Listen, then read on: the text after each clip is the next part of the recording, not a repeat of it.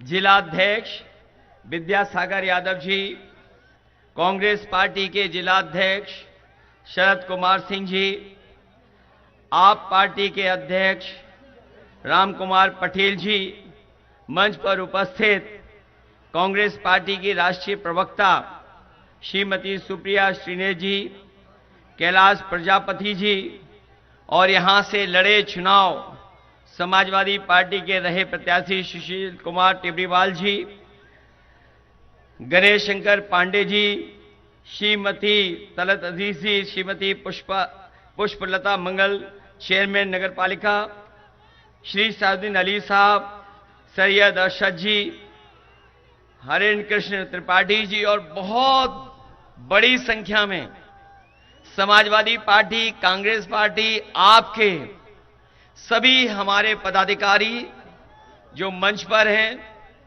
मैं देख रहा हूं कि बड़ी संख्या में, जहां ये तपती हुई दोपहरी है, गर्मी है और कोई ऐसा व्यक्ति नहीं होगा जिसके पसीना न निकल रहा हो।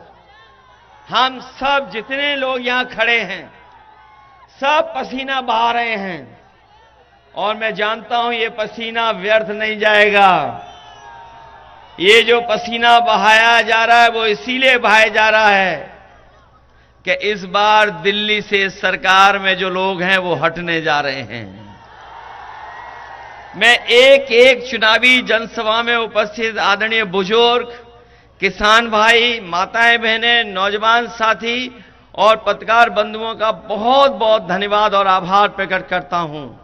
मैं जहां देख रहा हूं पंडाल में तो लोग हैं ही हैं, लेकिन पंडाल के बाहर भी मैं देख रहा हूं दूर तक हमें लोग दिखाई दे रहे हैं, चाहे वो दाएं हाथ पर हों और चाहे बाएं हाथ पर, जहां छिपाने के लिए और छिपने के लिए, इस दोपहरी से बचने के लिए कोई जगह नहीं है, लेकिन सर पे अपना गमछा रख करके भी आप लोग जो समर्थन दिखा रहे हैं, सहयोग दे रहे हैं, मुझे पूरा भरोसा है कि इस बार इंडिया गठबंधन के प्रत्याशी वीरेंद्र चौधरी जी ऐतिहासिक वोटों से जीत करके जाने वाले हैं। ये बड़ा इत्तेफाक है इस बार, आज आखिरी दिन जब मैं महाराजगंज से मैं आया हूं तो बड़ा इत्तेफाक देखने को मिल रहा है। हमारे पत्रकार साथी जानते होंगे और यहां जितने लोग हैं, जागरूक लोग हैं, वो जानते होंगे, इधर पता नहीं क्या हो गया है दिल्ली वालों को। जो हमारे प्रधान सांसद जी हैं वो आजकल न जाने क्यों मां के पीछे पड़े हुए हैं। जो मां शब्द है, जो हमारे दिल्ली वाले प्रधान सांसद जी हैं, पता नहीं क्यों जो शब्द मां है उसके पीछे पड़े हुए हैं। और जब से उन्हें घबराहट हुई है, न केवल वो खुद डगमगाए हैं बल्कि उनकी जबान भी लड़खड़ाई है। और इधर जो सुनने को मिल रहा है कि जब उनकी ऊंचाई से जो गिरावट शुरू हुई है, जो वो गिरते जा रहे हैं, न जाने कहां जाकर के गिरेंगे, और जिनका काउंटडाउन शुरू हो गया है, वो लोग क्या कहते थे इस चुनाव में, कभी मीट की बात की, कभी मच्छी की बात की, कभी मुजरे की बात की, और अब सुनने में आया कि महात्मा गांधी जी की बात कर रहे हैं। ये जितने शब्द इन्होंने बोले हैं ये सब एम से शुरू होते हैं, मां से शुरू होते हैं, लेकिन ये एम शब्द के पीछे तो पड़े हैं। लेकिन मैं देख रहा हूं इस बार एम से महाराजगंज भी है, मां से महाराजगंज भी है। वो अगर उधर पीछे पड़े हैं तो महाराजगंज भी वाले भी इन भारतीय जनता पार्टी के लोगों के पीछे पड़े हैं। जब तक जमानत जब्त नहीं होगी तब तक महाराजगंज के लोग शांति से बैठने वाले नहीं हैं। जो लोग 400 पार का नारा दे रहे थे, जो लोग 400 पार का नारा दे रहे थे, बताओ 7वें चरण तक आते आते वो नारा अपना भूल गए कि नहीं भूल गए? और न केवल नारा भूल गए हैं, अब उन्हें डर सता रहा है कि कहीं 400 न हार जाएं। और सच्चाई तो यही है। हमने आपने थोड़ी देर में समझने की कोशिश की। सोचिए उन्होंने क्या नारा दिया? नारा दिया 400 पार।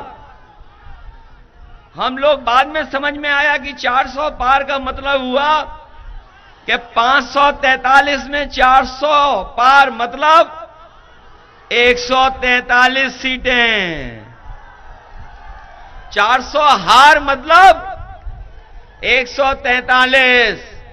और सच्चाई तो यह है कि जनता का गुस्सा 7वें आसमान पे पहुंच गया है और 140 करोड़ की जनता इनको 140 सीटों के लिए तरसा देंगे। और सुना है कि अब वो दूर कहीं चले गए हैं। सुना है परिणाम आने से पहले ही दूर चले गए हैं, कहीं कहीं तपस्या के लिए दूर चले गए हैं। क्योंकि उन्हें भी तो कहना है आखिरी में जब परिणाम नहीं आएगा कि हमारी तपस्या में कुछ कमी रह गई थी। इसलिए साथियों, मैं आपसे निवेदन और अपील करने आया हूं। इन्होंने 10 साल में हर बात झूठी बोली है। इनका हर वादा झूठा निकला है। कहां कभी कहा था कि किसानों की आय दोगुनी हो जाएगी, लेकिन आज जब हमारा किसान अपना हिसाब किताब लगाता है तो उसकी आय दोगुनी नहीं हुई है। जो लागत बढ़ी है उसके कारण आज हमारा किसान संकट में चला गया। न केवल किसान संकट में गया है, बल्कि उनके सामने ऐसा संकट पैदा किया है कि अगर सरकार चाहती तो उनकी मदद हो जाती, लेकिन इस सरकार की नीयत में नहीं था मदद करना। इन्होंने जब कर्ज माफ करने का फैसला लिया तो बड़े बड़े उद्योगपतियों के लिए नियम बनाया और नियम यह बनाया कि 5 करोड़ से ऊपर जिनका कर्ज है उन्हीं का कर्ज माफ होगा। हमारा किसान, हमारा गरीब, हमारे गांव में रहने वाले लोगों का तो कर्ज हजारों या लाखों में है। इन्होंने ऐसा नियम बना करके हमारे गरीबों किसानों को धोखा देने का काम किया। 26 लाख करोड़ के लगभग इन्होंने देश के बड़े बड़े उद्योगपति, कारोबारी, कारखाना चलाने उनका कर्ज माफ कर दिया। लेकिन आज महाराजगंज में हम लोग भरोसा दिला के जा रहे हैं कि अपने किसान भाइयों को भरोसा दिला के जा रहे हैं कि 4 जून के बाद जब सरकार बनेगी तो अपने किसानों का और गरीबों का पूरा कर्ज माफ होगा। और जिस दिन परिणाम आ रहा है आप जानते होंगे, 4 जून को मंगल है और मंगल ही हो जाएगा उस दिन। 4 जून को है कौन सा मंगल है कि नहीं है? मंगल होने जा रहा है। और जिन्होंने कहा था कि अच्छे दिन लाएंगे, वो अच्छे दिन तो नहीं ला पाए हैं। लेकिन 4 जून को जब हारेंगे तो देश के सुनहरे दिन होंगे, हमारे आपके खुशियों के दिन होंगे। और 4 जून को न केवल सरकार बदलेगी, बल्कि बीजेपी के मित्र मंडली बदलेगी। 4 जून को मंगल के दिन न केवल मित्र मंडली बदलेगी, मंत्रिमंडल बदलेगा और मीडिया मंडल भी बदल जाएगा। और मीडिया वालों के लिए भी 4 जून खुशखबरी वाला दिन है। इनके लिए भी आजादी का दिन है। उस दिन ये भी आजादी मनाएंगे। बताओ आप लोग आजादी मनाओगे कि नहीं मनाओगे? चेहरे से तो लग रहा है कि अभी से ही ये खुशी मनाने लगे हैं। और मुझे जनता का समर्थन तो दिख ही रहा है, लेकिन हमें अपने प्रेस के साथियों का भी समर्थन लग रहा है। इसका मतलब यह हुआ कि महाराजगंज इस बार पलटने जा रहा है, बदलने जा रहा है, वीरेंद्र चौधरी जी को जिताने जा रहा है। जहां हमारे किसान के सामने संकट पैदा किया, वही हमारे नौजवान जानते होंगे कि बड़ी मेहनत के साथ इन्होंने तैयारी की, बड़े कोचिंग कर करके, और इन्होंने परीक्षाओं की तैयारी की। जब भी ये लोग परीक्षा देने गए और घर लौट करके आए तो पता लगा कि जो परीक्षा लिख करके आए उसका पेपर रद्द हो गया है, पेपर लीक हो गया है। और अभी तक जितनी भी भर्तियां हुई हैं या जितनी भी परीक्षाएं हुई हैं, सबके पेपर लीक करा दिए। और याद रखना नौजवान साथियों, ये पेपर लीक नहीं हुए हैं, ये सरकार ने जानबूझ करके पेपर लीक किए हैं, और इसलिए किए कि जिससे कि आपको नौकरी ना देनी पड़े, इसलिए पेपर लीक किए हैं। और पेपर लीक होने से आपको नौकरी तो मिली नहीं है, लेकिन जरा सोचना जाकर के इन बीजेपी के लोगों ने 10 साल में आपका 1/3 जीवन बर्बाद करने का काम किया है। 1/3 जीवन बर्बाद किया है। न केवल इन्होंने नौकरियों के पेपर लीक कराए, बल्कि हमारा यहां का नौजवान जानता होगा, जो सपना देखता था कि भाग दौड़ कर करके जब फौज में भर्ती हो जाएगा तो उसे वर्दी पहनने को मिलेगी, उस सपने को भी तोड़ने का काम किया।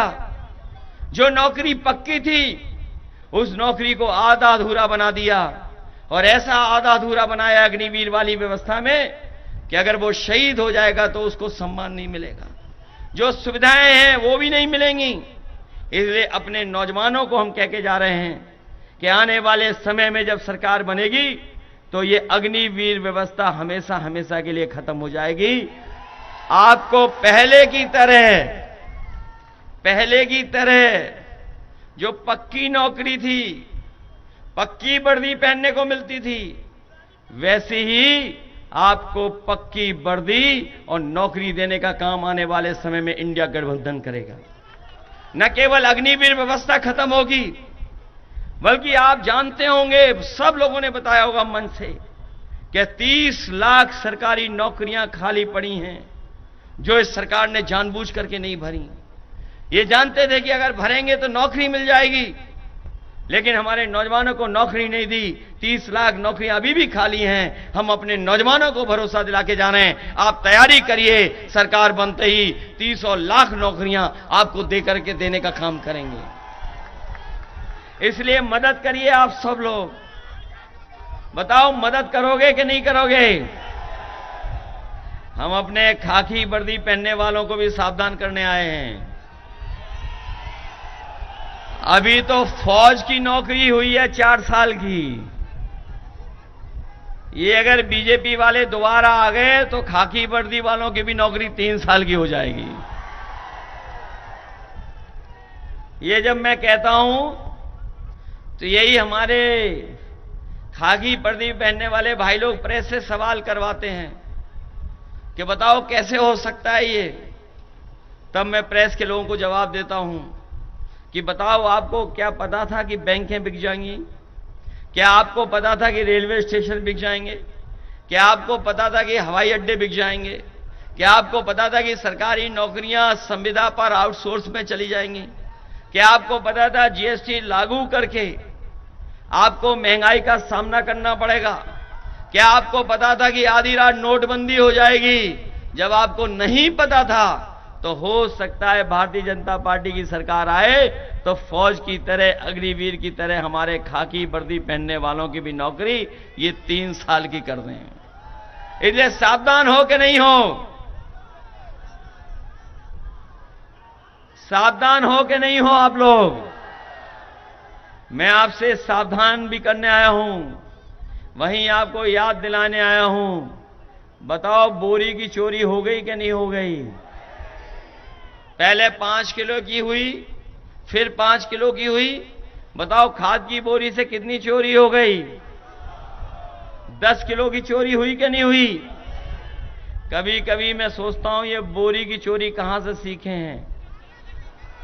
तब हमें याद आता है ये पार्ले जी के बिस्किट पैकेट से सीख के आए हैं। याद कीजिए, पहले पार्ले जी का बिस्किट पैकेट कितना बड़ा आता था, और जैसे जैसे महंगाई बढ़ी और मुनाफा कमाया उन्होंने, तो बताओ पैकेट कितना बड़ा हो गया। याद रखना, ये दोबारा आ गए तो बोरी की चोरी तो करेंगे ही करेंगे, लेकिन आपके पार्ले जी का बिस्किट पैकेट भी एक बिस्किट वाला पैकेट हो जाएगा। बताओ, डीजल महंगा हुआ कि नहीं हुआ? पेट्रोल महंगा हुआ। और आपको मजबूर किया, जब डीएपी खरीदने गए तो नैनो यूरिया खरीदवा दिया आपको। आपका सिलेंडर कितना महंगा हो गया, आपकी मोटरसाइकिल कितनी महंगी हो गई। पहले कितने की आती थी? बताओ, ये लोग धोखा दे रहे हैं कि नहीं दे रहे हैं? और तब धोखा मिल रहा है जब यहां के जो सांसद हैं, काय के मंत्री हैं, पूरे खजाने के मंत्री हैं। ये बात जानते हो कि नहीं जानते हो? ये बात समझ में आ रही कि नहीं आ रही? ये वाले जो मंत्री हैं, ये पूरे खजाने के मंत्री हैं, वित्त मंत्री हैं। सोचो, इनके पास कितने खजाने की चाबी है। पूरे देश के पैसे का इंतजाम के खजाने का हिसाब किताब है इनके पास। बताओ, महाराजगंज को क्या मिला इतने दिनों में? बताओ, महाराजगंज के सही बताना, आप लोग सच बताओ, क्या मिला आपको? बताओ, क्या आपकी चीनी मिल चालू हो गई? क्या आपकी महंगाई कम हो गई? क्या आपकी नौकरी मिल गई नौजवानों को? और जो बड़े बड़े आयोजन किए थे इन्होंने दिल्ली में, लखनऊ में, विदेशों में, कि निवेश आएगा, निवेश आएगा, बताओ कहीं कोई कारखाना लगा हो तो बता दो महाराजगंज में। बताओ, बिजली महंगी हो गई कि नहीं हो गई? और जब बिल आता होगा तो बताओ, आपको करंट लग रहा है कि नहीं लग रहा है? आपके आरक्षण को छीनने का काम हुआ है सरकार में कि नहीं हुआ है? कहने को तो ये है डबल इंजन वाले, डबल इंजन सरकार, लेकिन महाराजगंज का भी इंजन अगर जोड़ दें तो बताओ, ये महाराजगंज आते आते हाफने क्यों लगता है? ये बताओ हमें भाई। कहते हैं डबल इंजन की सरकार है। कितने इंजन की सरकार? डबल इंजन की। एक बगल का इंजन और एक दिल्ली वाले इंजन, और यहां का भी इंजन थोड़ा बहुत जोड़ दो तो बताओ, ये हाफने क्यों लगते हैं महाराजगंज आते आते? इसलिए आप सबसे हम निवेदन करने आए हैं, आज चुनाव का आखिरी दिन है। आज के बाद कोई प्रचार करने नहीं आ रहा है। जो बीजेपी वालों का प्रचार भी हो रहा था, वो टेंट तो बड़ा लगा रहे, लेकिन लोग नहीं आ रहे उसमें।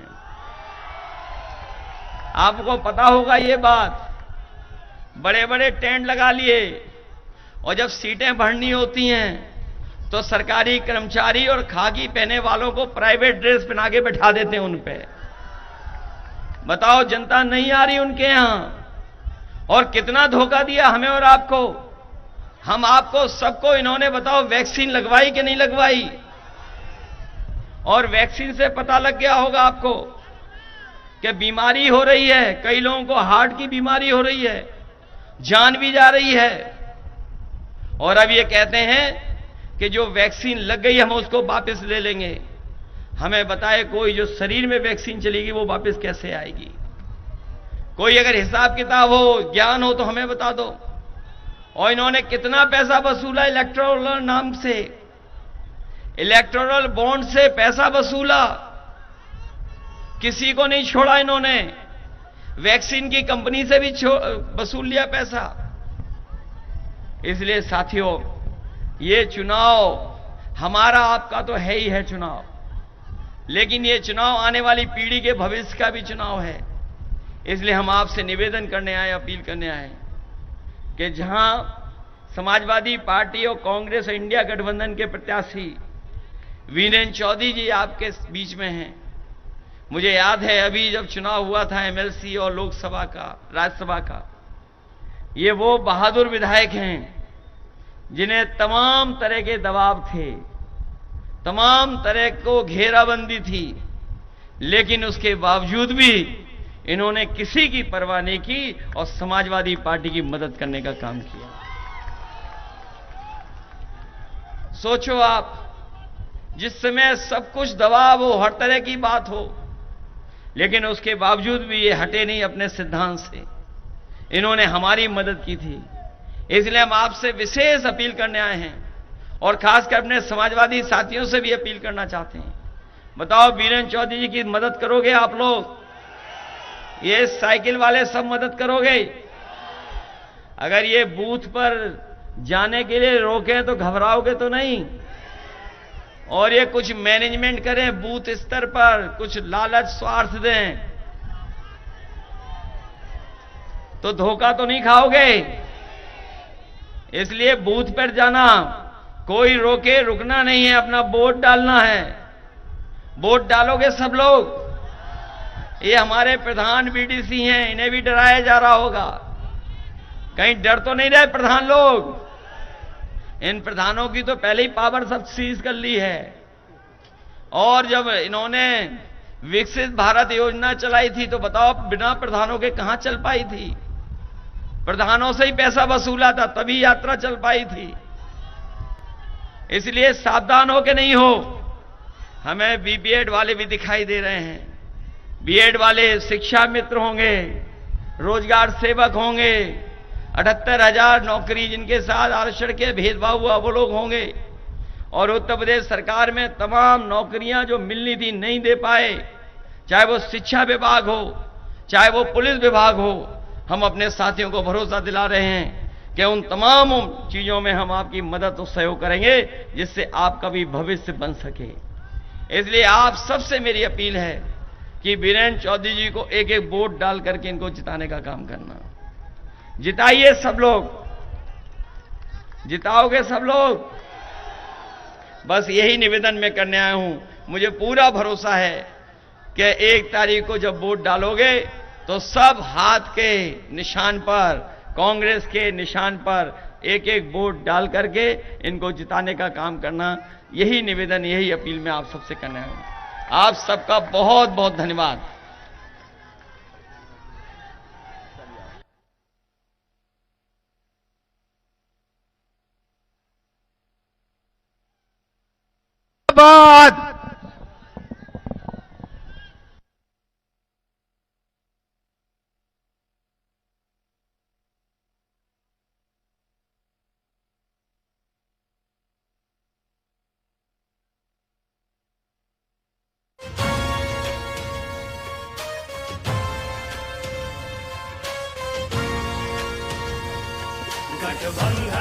गठबंधन है, ये इंडिया का गठबंधन है। गठबंधन है, ये इंडिया का गठबंधन है। दिल्ली में प्रवेश की खातिर,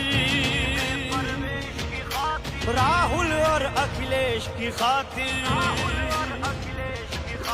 संविधान बचाना है।